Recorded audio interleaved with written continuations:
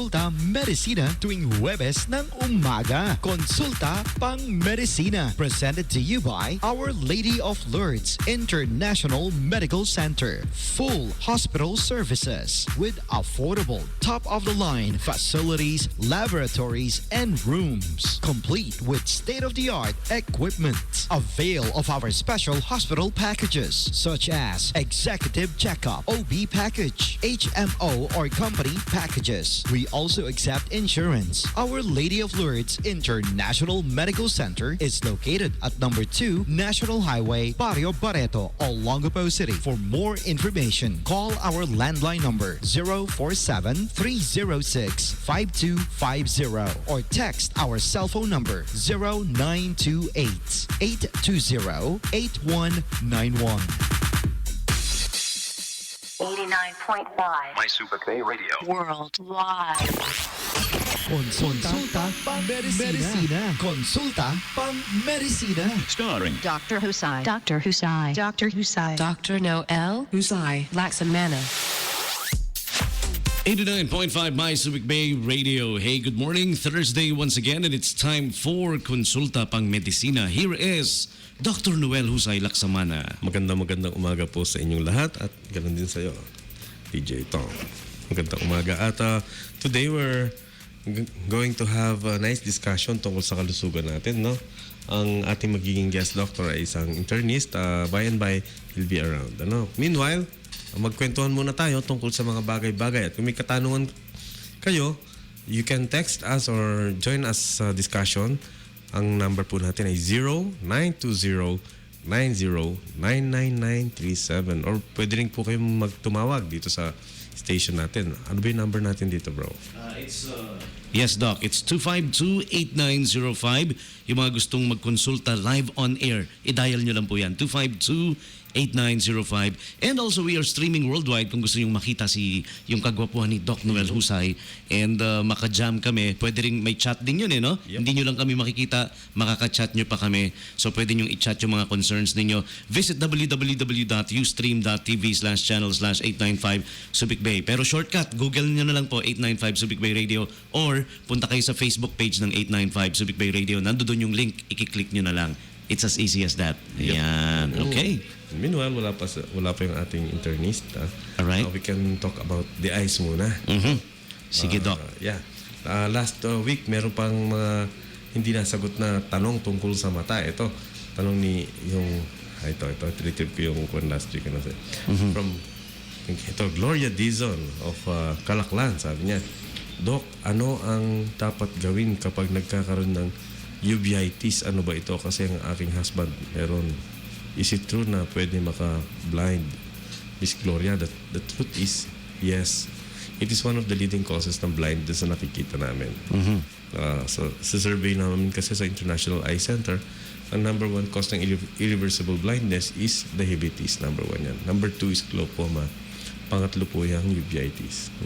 Now, uveitis, ang ibig sabihin niyan ay yung pamamaga po nung vascular coat of the eye, yung choroid, yung ciliary body, at saka yung tinatawag na iris. The iris is the front part of the vascular coat of the eye which gives color to the eye. Yan po ang nagdedetermine kung ang mata natin ay brown, green, or blue. So, yun po yung iris. Ang main purpose niyan, yan po yung nagre-regulate ng amount ng light na pumapasok sa mata through the pupil. Okay. Yung pupil, yun po yung central ng iris, yun yung butas sa gitna, na lumalaki o lumiliit depending on the amount of light. Kapag ang tao ay may uveitis, isa sa mga sintomas ay yung pagkakaroon ng tinatawag na photophobia. At na-irritate kapag masakit ang mata kapag nasisinagan ng liwanag o kapag nagbabago yung intensity of light. Simply because pag namamagayon, kapag kumikilos yung ciliary muscles at yung mga constrictors at saka yung mga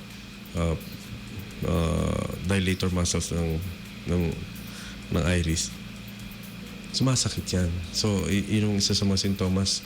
Now, ang ginagawa po natin kapag anti-uveitis, we try to prevent yung tinatawag na anterior and posterior scenic K at yung development ng mga secondary complications like cataract, yung magkadikit-dikit na yung iris lens which is called posterior scenic K, or yung anterior scenic K na dumidikit na yung iris sa cornea, which can lead to glaucoma. Okay. Dumidikit yung iris sa cornea. Yes. Supposed to be hindi nakadikit yan, Hindi. Doc. Pero it's all in the same place, right? Yes. No, Yeah. but napaplaster. May parang may space between Yes, them. oo. Ah. But because of the inflammatory process, parang nasisemento siya sa harap na gano'n. Okay, So okay. pag dumikit na gano'n, that can lead to secondary glaucoma, and that's devastating. So pwede ho makabulag yun, Miss Dizon. Yun po, ha? Pa-check nyo. Yes, oo. At isa pang tanong last time to, from Zara. Sabi ni Zara, Doc, ito, meron na bang technology ngayon para palitan ang color ng iris? Kasi I'm so tired of my brown. Kasi yung mga anak ko, medyo gray ang kulay ng kanilang mga eyes. So, nabasa raw niya. Nabasa ko po sa internet, pwede nang palitan. Yes, they did. They are investigating on this process. Yung nagpapalit ng, they try to alter the amount of pigment sa iris through laser treatment. Okay. If they get rid of the pigment sa iris, then your eyes would turn to become lighter. So from brown, maaari maging grayish, green, then kung very, very light, maging bluish. However, yung long-term effects nito ay hindi pa nalalaman because just like any other condition that would disperse the iris pigments, pwede magpunta sa trabecular meshwork yung mga pigments at mag-lead sa secondary glaucoma. At this point, wala pang mga long-term studies tungkol doon. So, kung cosmetic lang naman, I think hindi naman talaga kailangan magpalit ng color ng iris permanently kasi maya-maya magbagong isip mo, gusto ko brown ulit. Mahirap na ibalik, di ba? Yeah. So, yun po, for vanity's sake. Yung contact lenses naman, I do not recommend kasi ang daming nakikita po namin na nagkakaroon ng tinatawag na corneal ulcers. Ito magandang balita. Nandito na po yung ating internist. Let me introduce to you isang prominent cardiologist dito sa atin. Siya po ay nagtapos ng kanyang pag-aaral at pagkakadalubhasa sa panggagamot sa puso sa Universidad ng Santo Tomas. Si Dr. Mike San Gabriel. Magandang umaga po sa inyong lahat. Magandang umaga, Doc. Yeah. So ang topic po natin mga kaibigan ay tungkol sa puso natin at mga bagay-bagay sa puso, no? So kung meron kayong mga heartache, sabihin niyo po agad, mag-text kayo dito. Ang number po natin ay 0920-90-99937 at ipasasagot po natin sa ating consultant sa puso, si Dr. Mike San Gabriel. Ano? Mike, good morning. Good morning po sa inyo. Morning sa lahat. Yeah, at last time, Doktor, pinag-uusapan natin yung mga kalagayan sa puso, no? Apo. The other day, meron po akong pasyente, taga rito rin sila sa Zambales Ang tinatanong niya, bakit daw hindi makahiga yung kanyang mister? At ang sabi ng doktor ay lumalaki ang puso. Ano bang ibig sabihin nito, Dok? Hindi raw makahiga ng flat sa kama. Ay, opo. Usually po, isa sa simptomas ng tinatawag na heart failure, yung hindi makahiga po ng flat sa kama. Ang rason po doon, yung puso po kasi, isipin natin para po siyang motor. No? Siya yung nagpapump ng fluid ng katawan, ng dugo, out of the lungs and para dalhin sa lahat ng parte ng katawan. No? Kapag ang puso po ay lumalaki at masyadong malaki na, humihina po ang puso. Pag humina po ang puso, yung pumping niya, yung effectiveness sa pagbomba, humihina din po. Parang motor, mahina rin siya, so hindi makabomba. So ang tendency po, yung fluid, yung dugo na extra na naiiwan sa lungs, hindi maipump out ng puso. So sa simula po, hindi makahiga, parang lunod na lunod po ang pakiramdam. Yun po yung isa sa simptomas ng heart failure. So, ayun po So, sana nasagot ko po yung tanong. Ayan, ang nagtanong po ay si Mrs. Lourdes Santos. So, taga rito rin po siya sa Zambales. At na-operahan namin the other day. Sabi ko, pagka may dalhin niyo po sa Lourdes yung ninyo, yung asawa niyo kay Dr. Mike San Gabriel at mahusay na doktor sa puso yan. Doc, yung isa sa mga laging tinatanong, kasi meron daw silang mga napanood na pag inaatake sa puso, meron pinapainom yata o ini-inject na parang streptokinase ba yun or what? Meron na raw bang oral na preparation ngayon? Okay po. Ang po kasi, ang trend po ng technology po ngayon is to save the heart doon pa lang sa initial heart attack phase, no?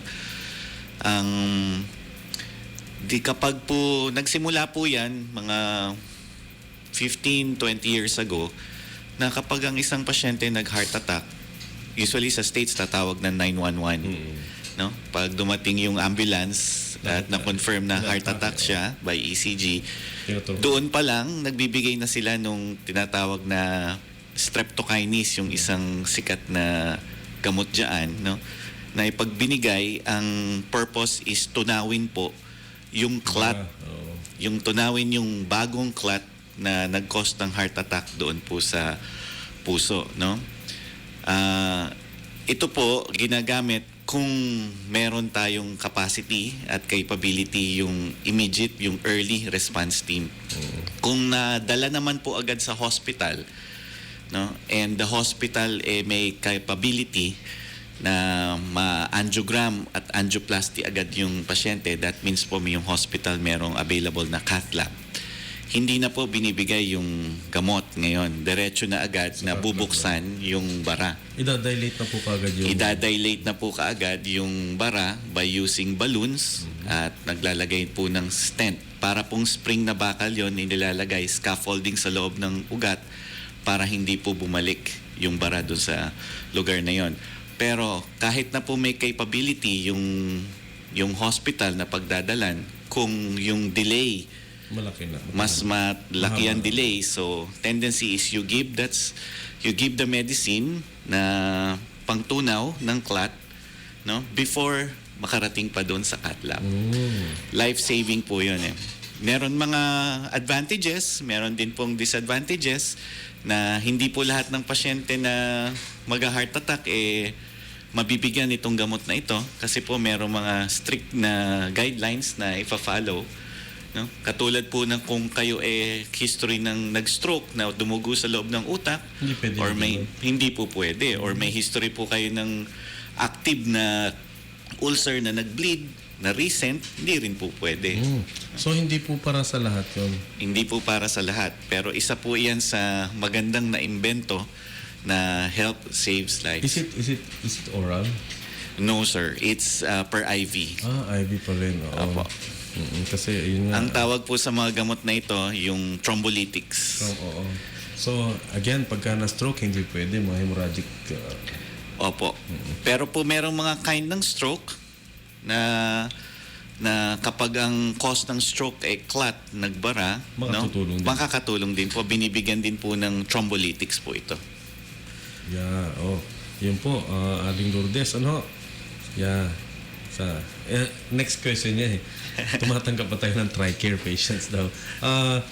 Yes naman po, and we help TRICARE patients naman sa kanilang billing. So, pero yung system non-payment nila is slightly different na compared sa mga years ago.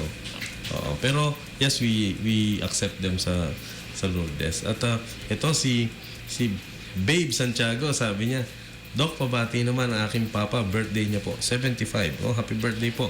Papa June.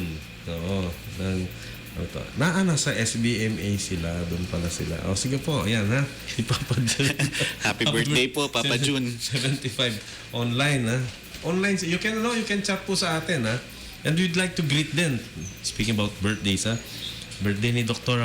Carol Kiambao sa October 5. Happy birthday si Doc Doc Carol. Pediatrician po natin yan sa Happy birthday, sa Doktora. Lourdes. At si Doktora Roxanne Buzon ng anesthesiologist naman siya sa October 6. Magkasunod ang kanilang birthdays. Ha? Yun.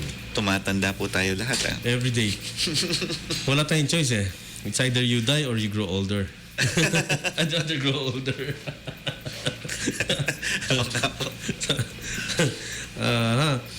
Doc, may effect po ba sa puso yung sikat na kape na may yung Javita, ito sinabi bilang kita. You know, I tried this coffee and it's good. Makes me lose weight. Yung active ingredient niya is Garcinia cambogia.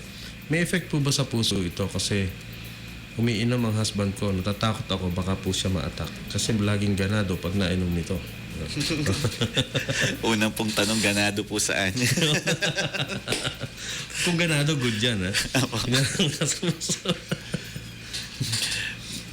Marami pong coffee na lumalabas na maraming ingredients na dagdag na yung bang galing sa halaman. No? Sa aking pong pananaw, sa aking pong opinion, wala naman pong masama kung ibibigay. Kaya lang po, we have to consider na ito po ay kape. Ang kape po ay it contains caffeine. Isa po sa problem natin sa caffeine sa pasyenteng may heart condition, kasi po ang caffeine, ang gagawin po niya is mapapabilis niya ang tibok ng puso. Kung ikaw po ay may heart failure, kung ikaw po ay may nagbabarang mga ugat sa puso na sumasakit ng dibdib, pag mas mabilis po ang tibok ng puso, mas kailangan ng puso ang more blood, more oxygen, magkakaroon po tayo ng simptomas. Maaring palpitations, chest pain, mahirapang huminga. So, hindi po lahat ng pasyente na may heart condition maaring uminom ng kape. No? Sometimes, yung iba sabihin, masarap po kasi. Well, you can choose the decaffeinated ones. Pero nakakataas din ba ng BP ang coffee, Doc? If you are taking it too much, it can. Pero kung mga 3-4 na tasa, hindi naman siguro. That's acceptable. Okay, so yun po yung sagot ha. Pero ang sagot niya po, sa lahat. Sabi, ganado daw kung saan. Sa lahat. Mrs. Susan, magandang umaga po sa inyo. Good morning po. Then it's good. In fact, I've tried this coffee, yung Javita. Yung sinasabi niya. Pero medyo may kamahalan lang na konti. Kasi isang sachet halos 100 pesos ang isa eh. Wow. Pero it's, alam mo Doc, ito personal experience ko ha. I took it, I lost 6 pounds in 3 weeks. Without exercise, without changing my routine. Without dieting too much. I mean, regular lang. Nagkagana ka rin ba, Dok? Hindi ko masyadong napansin yung pagbabago ng gana. Ganado pa rin. Ganado pa rin. Oo, yeah. Good morning po, Ma'am Ellen. Sabi niya, nanonood po kami. Thank you. Salamat po.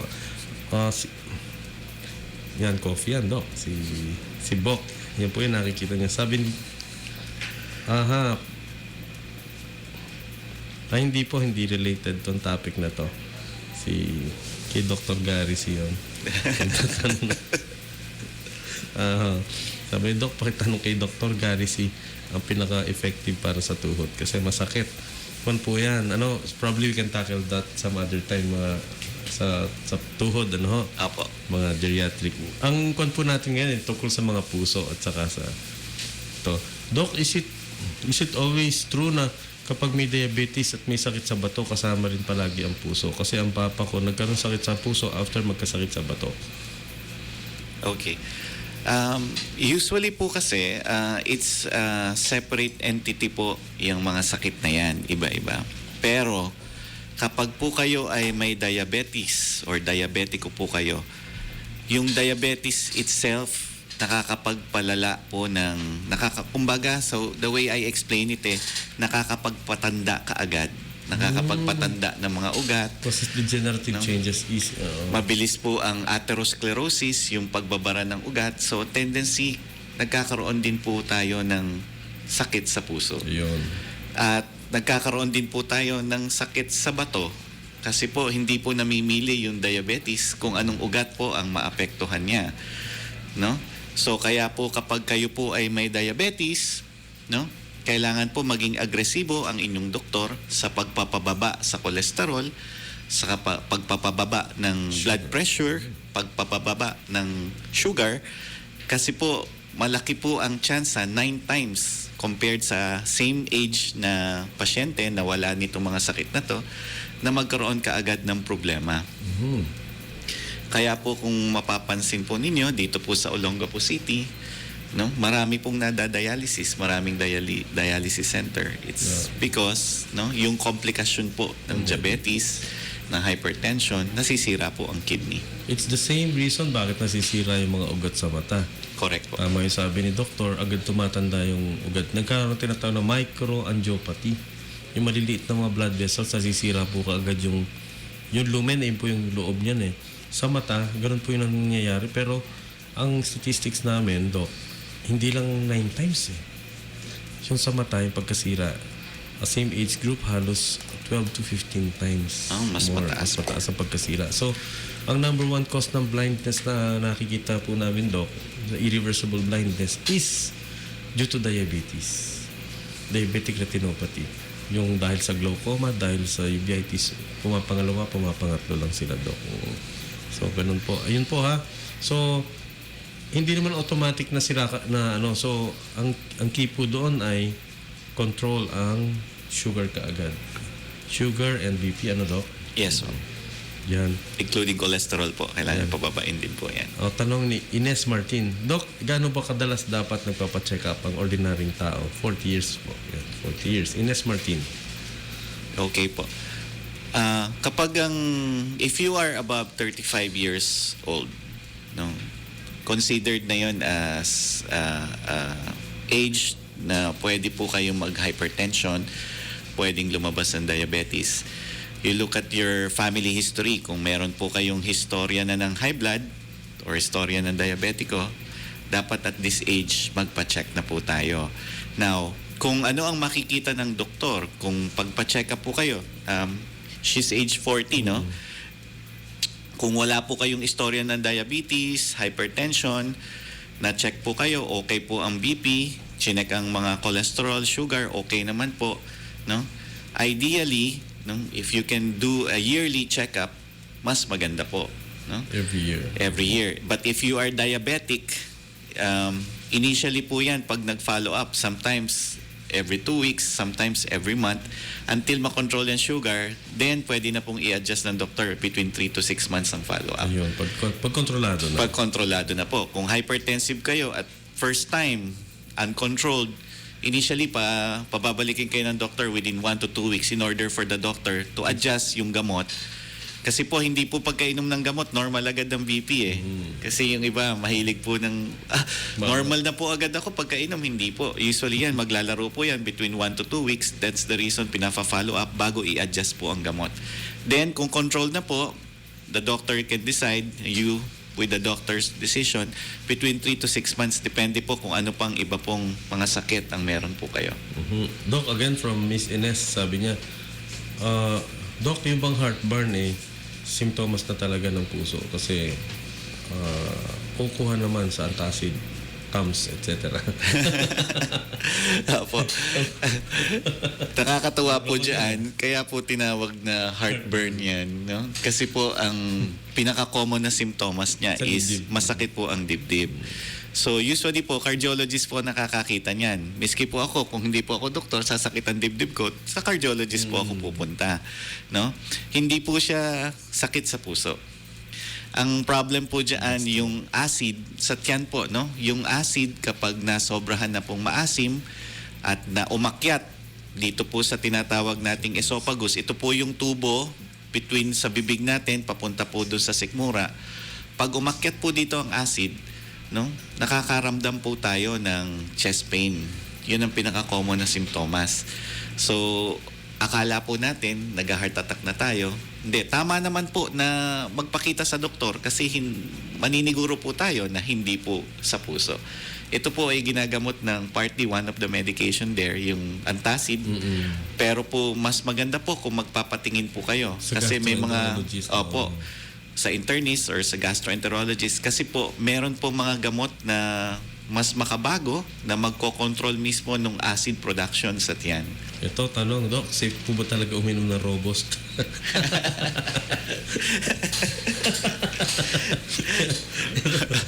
Tanungin natin si DJ Tom. Ano Ay, experience mo dyan? Hindi ko pa na-try, Doc. So, familiar ba kayo doon, Doc? Opo. Sagutin ko na lang po yan ng pagbabasihan po natin yung isang sikat na gamot na sildenafil. Ito po yung gamot na ibinibigay para daw po tumikas or Paninindigan. paninindigan ng ating kalalakihan. No? Ito pong gamot na to may binabagayan lang po. No? Hindi ho kayo basta pwedeng bumili nito at uminom. No? Ang rekomendasyon ko po magpakita po kayo sa doktor. Kasi po ay mga gamot na ito hindi po pwedeng sabayan ng ibang gamot.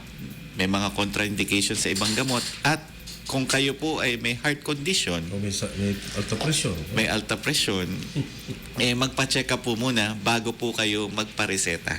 Yun. At kasi nabibili hata ng over-the-counter. Oo.